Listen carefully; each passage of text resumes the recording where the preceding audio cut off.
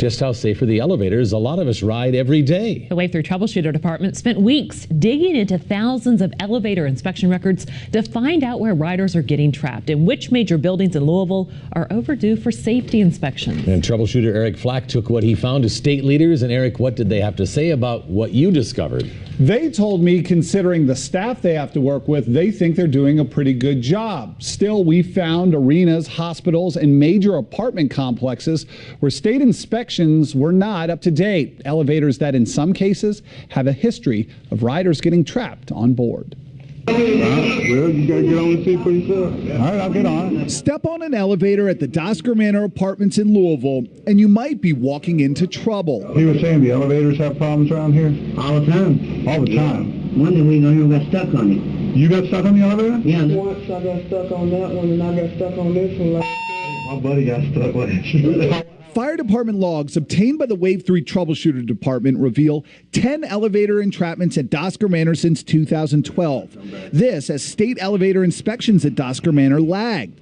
The public housing complex was on a list of 1,045 passenger elevators across Kentucky that had not been inspected in a year at the time of a Wave 3 data analysis this spring. That's 11% of all passenger elevators in the state, in apparent violation of Kentucky's elevator inspection law, which says passenger elevators have to be inspected once every 12 months. I just wonder, is that safe? To have an elevator that's passed inspection when people are getting stuck on that elevator? I would have to look at that specifically. I can't answer that. Jack Coleman is the deputy commissioner for the state agency in charge of elevator safety.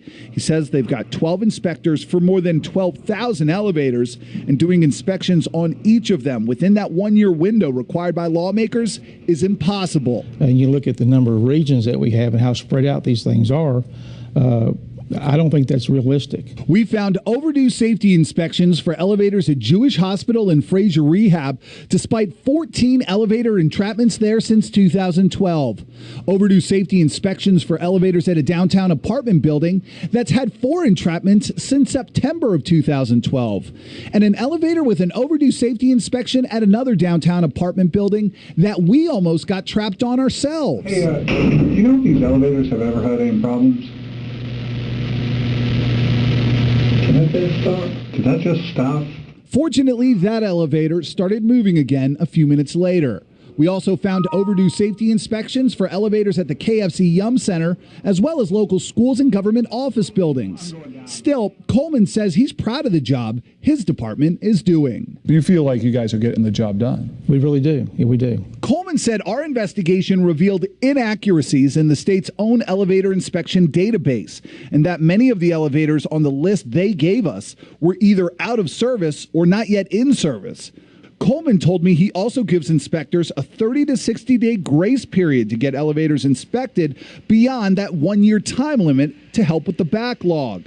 Factor all that in, and Coleman says the number of overdue safety inspections is much smaller than it appears. In fact, he says Kentucky beats national standards. In 2012, there were only 37 injuries on Kentucky elevators and escalators, and some of those were unrelated to mechanical issues. Our whole department is about public safety, and that's what we're about. And to make sure that these elevators are up to par, that they run properly, that they're safe, and that they're being inspected in a timely manner.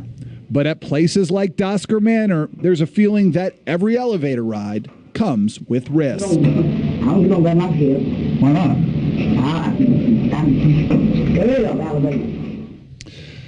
Coleman told me the state just does inspections. It's up to the buildings to make repairs. In fact, when inspectors find violations, they don't check back to ensure those violations have been corrected unless it's a critical issue, like frayed wires or bad brakes. People with Dosker Manor and the Yum Center both told me their issues with elevators have been corrected. A spokesman with Jewish told me that their elevators are inspected by a private contractor and that they're safe. It always crosses through your mind, though, when you get on one of those elevators. And I just got an email from somebody who saw the story at 5. They got caught in an elevator at the Ali Center earlier this year. They said it was awful. They're claustrophobic, and it's just not what you want to have happen. Yeah, you hope there's ventilation and they get you soon. That's yeah, what you, exactly. But yeah, it's uncomfortable. Yeah, Thanks, Eric. All right.